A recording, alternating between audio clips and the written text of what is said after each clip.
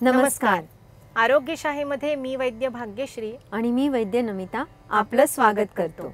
आरोग्यशाहीचा तसाच तो आहाराचाही. आरोग्य टिकवणं असो किंवा रोगातून बरं व्हायचं असो, आहाराचं योगदान महत्त्वाचं असतं. आयुर्वेदात तर आहार घेण्याबद्दल इतकी डिटेल आणि अनुभवसिद्ध माहिती दिलेली आहे की जी व्यक्ती किंवा जो परिवार आयुर्वेदातले हे आहाराचे नियम स्वीकारून त्याप्रमाणे वागेल त्याचं आरोग्य उत्कृष्ट राहील यात काहीच शंका नाही.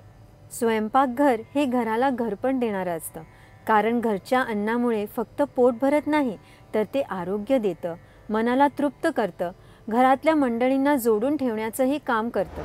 अन्न शिजल्यानंतर ते जितक्या लवकर म्हणजे ताजं असताना खावं तितकं ते पोषण मूल्यांनी परिपूर्ण असतं.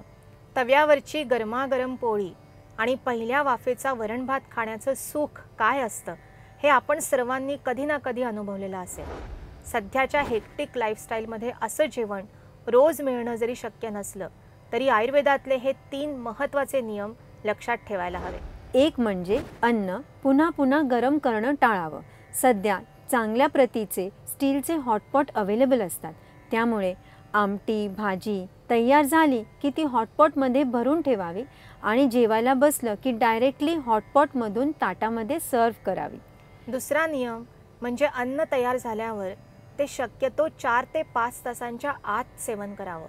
त्यानंतर आपल्याला जरी लक्षात येत नसलं तरी शिजवलेला पदार्थ खराब होण्याची सुरुवात झालेली असते. आणि तिसरा नियम म्हणजे शिळं अन्न कधीही खाऊ नये. एक वेळ 2 घास कमी खाल्ले तरी चालतील, पण शिल्लक राहिली म्हणून आदल्या दिवशीची शिळी भाजी पोळी आमटी दुसऱ्या दिवशी खाल्ली हे प्रकृतीच्या दृष्टीने चांगलं नाही. कधीतरी दुपारच्या जेवणातली एखादी गोष्ट पुन्हा संध्याकाळी खाल्ली तर एक वेळ हरकत नाही, पण मध्ये अख्खी रात्र गेली की दुसऱ्या दिवशी आदल्या दिवशी शिजवलेलं अन्न न खाणंच श्रेयस्कर असतं. आहाराबद्दल अशाच छोट्या पण महत्त्वाच्या गोष्टी माहिती करून घेण्यासाठी पाहत रहा आरोग्यशाही लोकशाही मराठीवर.